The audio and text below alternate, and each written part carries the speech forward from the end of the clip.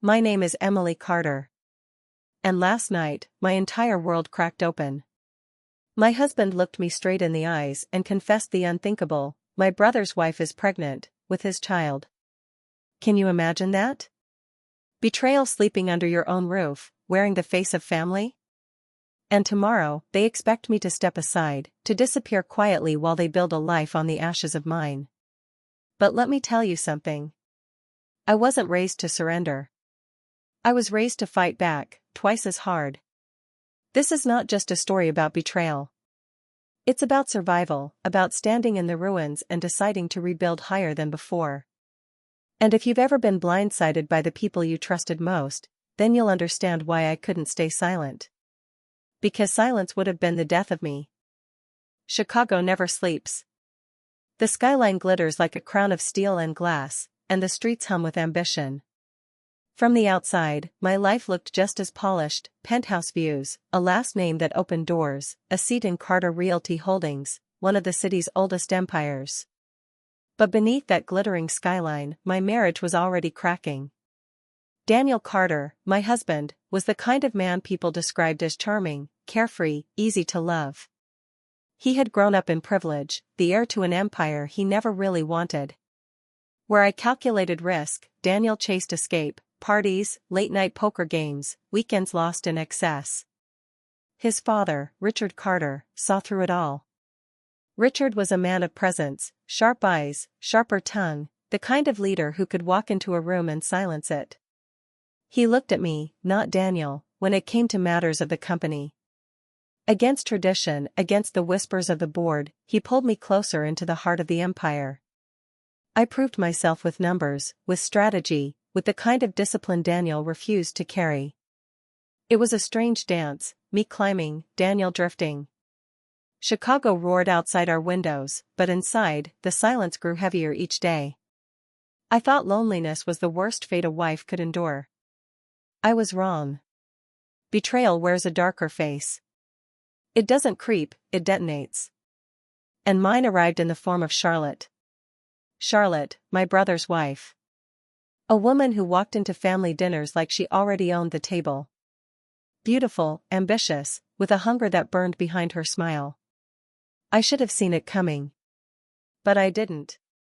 Not until the night Daniel confessed the unthinkable. But before Chicago, before Carter penthouses and power struggles, there was Detroit. I grew up in a one-bedroom apartment that smelled of laundry detergent and hope. My father left before I could even spell the word family. It was just me and Mom. She worked mornings at a diner, refilling coffee cups for truckers who barely looked her way, then switched uniforms in the bathroom and cleaned offices deep into the night. Her hands were always cracked. Her back always aching. But her spirit? Unbreakable. One winter, our heat gave out. Frost crept along the inside of the windows. I thought we'd freeze. But Mom lit every candle in the apartment, wrapped us in layers, and turned survival into a game. That night, she whispered, "Emily, when life corners you, you fight back twice as hard. Promise me." I promised. Detroit didn't give me much, but it gave me hunger. Not the kind you feed with food, but the kind that gnaws at your ribs until you claw your way upward. I carried that hunger into every classroom, every late-night study session, every exam. Numbers came easily: finance, accounting, strategy. Where others dreamed of comfort, I dreamed of leverage. Because I had learned young, money doesn't just buy freedom. It buys power. By the time I met Daniel Carter, I wasn't dazzled by his last name. I didn't need saving. I wanted a partner to build with. Or at least, that's what I thought I wanted. What I didn't realize then was this: my mother's lessons weren't preparing me for escape. They were preparing me for war. And the battlefield would be the Carter family itself. When I first met Daniel Carter, it felt like stepping into another universe. He was the golden boy of Chicago's North Side: tailored suits, effortless charm, the kind of smile that could light up a room without ever revealing the shadows behind it. For a girl forged in Detroit's grit, Daniel was intoxicating. He swept me into a life I'd never known: black tie galas at the Drake Hotel, weekends in Lake Geneva, champagne poured like water. I won't lie, I let myself be dazzled. Not by his wealth, but by the idea that maybe, just maybe, I could balance his world with mine. That my hunger could anchor his freedom, that my discipline could steady his chaos. But the truth about opposites is this: sometimes they don't attract. Sometimes they corrode. Daniel was easy to love but impossible to rely on. He had a talent for escape. While I spent late nights dissecting financial statements, preparing proposals for Carter Realty's board, he spent his nights at rooftop bars, gambling tables, anywhere he could avoid the weight of expectation. He'd look at me across the penthouse kitchen, glass of whiskey in hand, and say with that careless grin, "Emily, I don't want the stress of running an empire. That's not who I am." And I would force a smile. Because part of me hoped he'd change. That he'd see the empire not as a burden but as an inheritance worth protecting. But deep down, I knew, Daniel wanted the luxury without the labor. The Carter name without the Carter responsibility. It was Richard, his father, who noticed. He would invite me into meetings Daniel skipped, ask for my insights while Daniel nursed hangovers. The board bristled at first. "She's just the wife," they whispered. But when the numbers came in, deals saved, profits secured, they stopped whispering. They started listening. And with every nod of approval, every deal closed under my strategy, Daniel shrank further into the background. What began as a marriage of opposites was turning into something far more dangerous, a mirror reflecting just how far apart we truly were. I carried the weight of an empire on my shoulders. Daniel carried a glass of bourbon. And between us stretched a silence that no amount of luxury could fill. I thought that was the worst it could get, being married to a man who didn't want the life I was building. But I hadn't met Charlotte's ambition yet. And once she set her sights on Daniel, our fragile balance would shatter beyond repair. Richard Carter was not a man who wasted words. He measured them, the way he measured risk, carefully, precisely, with the weight of an empire behind every syllable. So the first time he pulled me aside after a board dinner, I knew it mattered. "Emily," he said, his voice low, deliberate. "You see numbers differently. Not just numbers, patterns. Weakness. Opportunity. Daniel doesn't have it in him. But you might." It wasn't praise. It was a test. Days later, Richard invited me into a strategy session. The boardroom was a cathedral of power, mahogany table, skyline view, walls lined with generations of Carter portraits staring down like judges. I wasn't supposed to be there. Wives didn't sit at this table. But I did. And the resistance came sharp and fast. "She has no place here," one director muttered. "This is family business," another sneered. A third whispered just loud enough, "She married into the name, not the company." Richard let them bark. Then he slid a folder across the table to me. A failing development project, cost overruns, investors restless, deadlines impossible. "Emily," he said, "tell them what you told me." So I did. I walked them through the numbers, line by line, exposing inefficiencies, cutting through the noise, and then laid out a strategy to restructure the financing and salvage the deal. By the time I finished, the room was silent. Not because they agreed, but because they couldn't argue. Numbers don't bend for ego. Richard leaned back, watching their faces. "Gentlemen," he said finally, "that is why she's here." It wasn't victory. Not yet. The board didn't welcome me, they tolerated me. But tolerance was all I needed. A crack in the door was enough for me to wedge it open. From that day forward, Richard called on me more and more. He trusted my judgment, my discipline, my hunger. And every time he did, Daniel drifted further. Late at night, Daniel would pour himself another drink and mutter, almost bitterly, "They trust you more than me, Emily. Maybe that's for the best." I wanted to reach for him. To remind him we were supposed to be a team. But how do you hold on to someone who doesn't want to stand beside you? The truth was, Richard had handed me not just an opportunity, but a burden. I was becoming the Carter family's quiet secret weapon. And secrets have a way of detonating. Because while I was busy proving myself in boardrooms, Charlotte was busy proving herself in far darker ways. Charlotte was the kind of woman who made every room bend around her. At family dinners, she didn't just sit at the table, she owned it.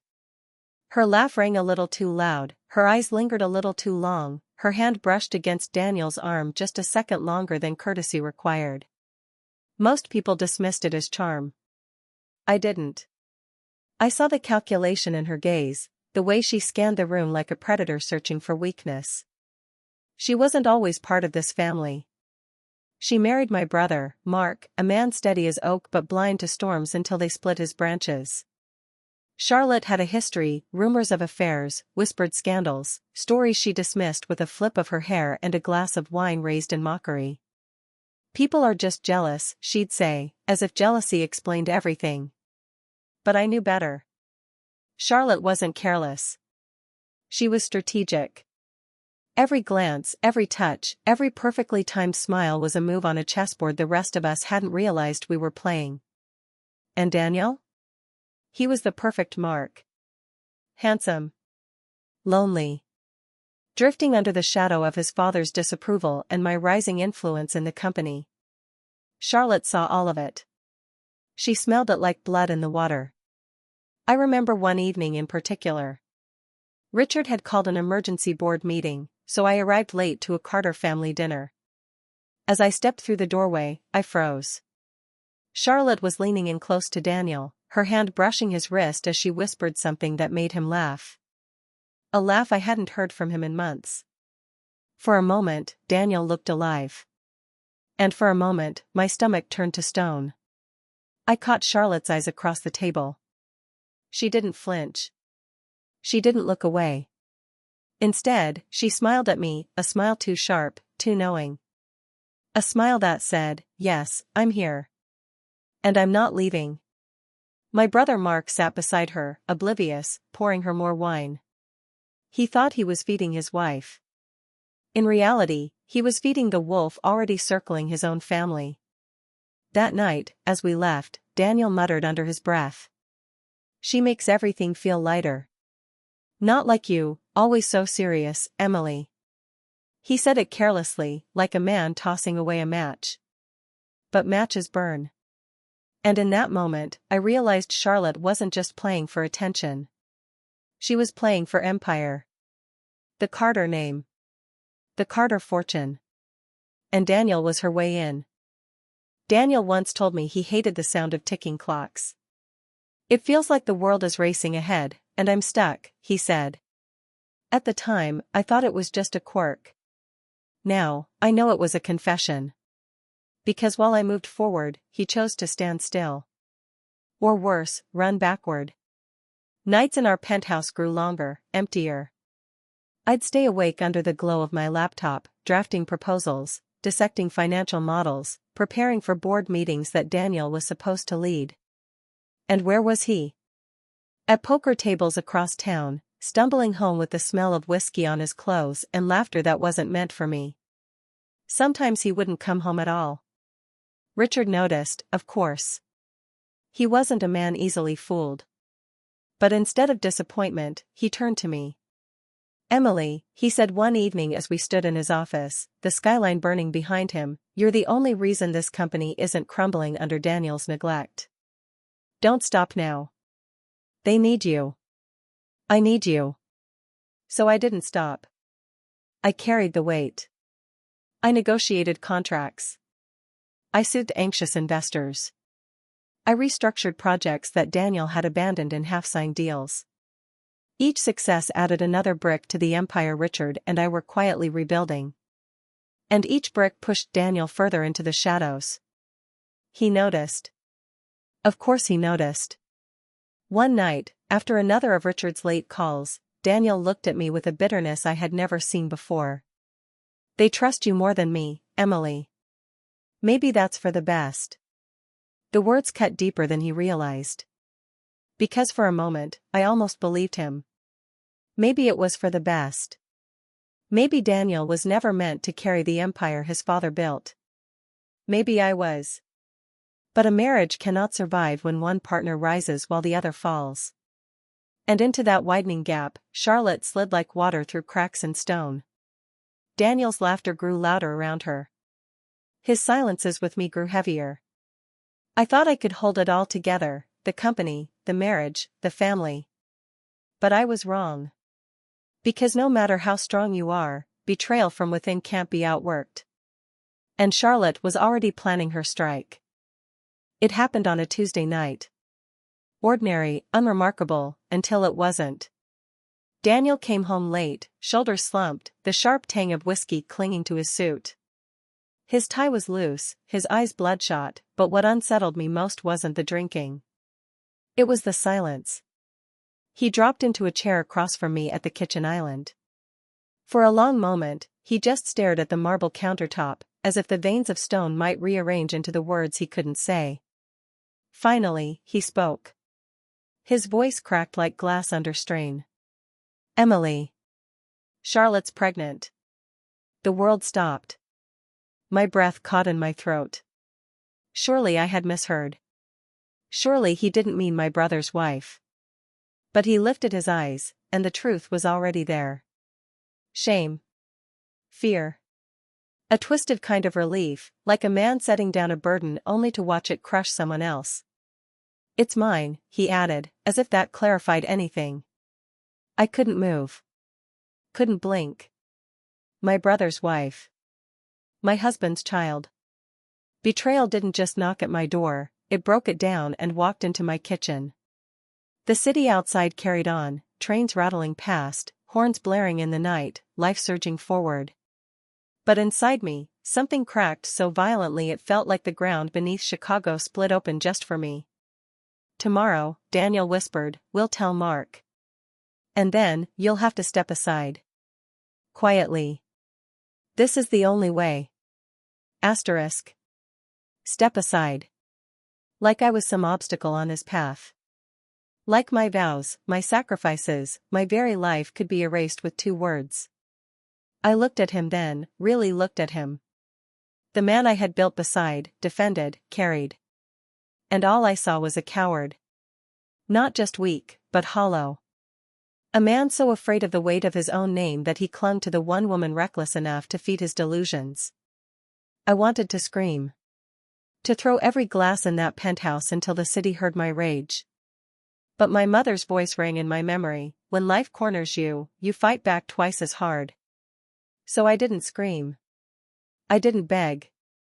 I simply stood, my hands trembling but my spine unbroken, and said the only words I could find.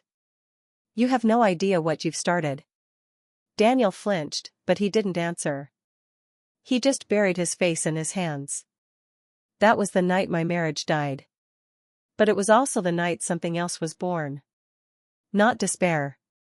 Not surrender. War. The morning after Daniel's confession, I barely recognized my own reflection. My eyes were hollow, my skin pale, but beneath the exhaustion burned something sharper, resolve. I couldn't go to my brother, not yet. Mark's world would collapse soon enough. First, I had to protect what mattered, the empire Daniel was so eager to squander. So I went to Richard. His office was perched high above the loop, the skyline sprawling like a kingdom beneath his window. He was already at his desk, pen scratching across paper, glasses perched low on his nose. When he looked up and saw me standing there without Daniel, his brow furrowed. "Where is he?" he asked. I didn't waste time. I laid it bare, every word like broken glass on my tongue. Daniel. Charlotte. The pregnancy. The betrayal that would rip our family in two. For the first time since I'd known him, Richard Carter was silent. Truly silent. His pen stilled. His jaw tightened. His gaze, sharp enough to cut steel, fixed on the city beyond the window as if trying to comprehend how his bloodline had rotted under his nose. When he finally spoke, his voice was steel wrapped in fire. "Daniel has no place in this company. Not anymore." I flinched. Not because I disagreed, but because of the finality in his tone. It wasn't anger. It was execution. He turned to me, eyes blazing with a clarity that left no room for doubt. You're the leader we need. Effective immediately, you'll act as CEO. The board will resist, but they'll follow results, and you deliver results. The weight of his words settled on me like armor and chains all at once. CEO. Temporary or not, it was everything I had worked for, everything Daniel had run from. For a moment, guilt clawed at me. Was I betraying my husband by stepping into the role he abandoned? But then I remembered his voice from the night before, "You'll have to step aside." Quietly. No. I wasn't stepping aside. I was stepping up. Richard leaned forward, his voice dropping to a growl. Emily, you are not just saving this company. You are saving my legacy. Do not falter. I nodded, my heart pounding with equal parts fear and fire. As I left his office, I caught my reflection in the glass wall of the corridor. For the first time in years, I didn't see Daniel's wife. I saw Emily Carter, leader, strategist, survivor. What I didn't see, not yet, was Charlotte's next move. Because she wasn't about to surrender her golden ticket. Not without a fight. The courtroom smelled of old wood and sharpened pencils, the kind of place where fortunes are dismantled and names are stripped bare. Daniel sat slumped at the plaintiff's table, avoiding my eyes, his tie crooked, his face drawn from sleepless nights. Beside him, Charlotte radiated confidence. She glided into that room in a designer suit the color of blood, her heels clicking like gunfire on marble floors. One hand rested delicately on her stomach, as though cradling the very weapon she believed would destroy me. When the judge asked for opening statements, Charlotte leaned forward and whispered loudly enough for me to hear. I'll take the condo. The shares. The name. Everything he owed me but gave to you. She smiled like a victor before the war had even begun. But wars aren't won on smiles. They're won on evidence. My attorney, a razor-sharp woman named Claire Donovan, stood and began peeling Charlotte's fantasy apart thread by thread. She reminded the court that Carter Realty Holdings was a privately held corporation. Shares were held in trust, untouchable by divorce proceedings. The condo Charlotte demanded? Purchased under the company's subsidiary, not Daniel's personal assets. Every brick she tried to claim was built on paper that didn't have his name. And then came the moment. The one Claire and I had prepared for in sleepless strategy sessions. Your Honor, Claire said, sliding a folder across the bench, we have medical testimony indicating that Mrs. Charlotte Miller Carter is not, in fact, pregnant. The room froze. Charlotte's painted smile faltered for the first time. Her hand dropped from her stomach like dead weight. Daniel's head snapped toward her, confusion clouding his face. The judge raised an eyebrow. Is this true? Charlotte stammered, searching for footing, her confidence dissolving under fluorescent lights. I must have miscarried. But the records were clear. There had been no pregnancy. No miscarriage. Nothing. Just a carefully spun lie, crafted to claw her way into the Carter fortune. The silence that followed was louder than any gavel. Daniel buried his face in his hands. The board members in attendance shifted uncomfortably. Even the judge's voice trembled with disgust as he dismissed Charlotte's claims, ruling the bulk of assets untouchable and granting me the upper hand. I didn't gloat. I didn't smile. I simply looked at Charlotte, and in the quietest voice I could manage, whispered.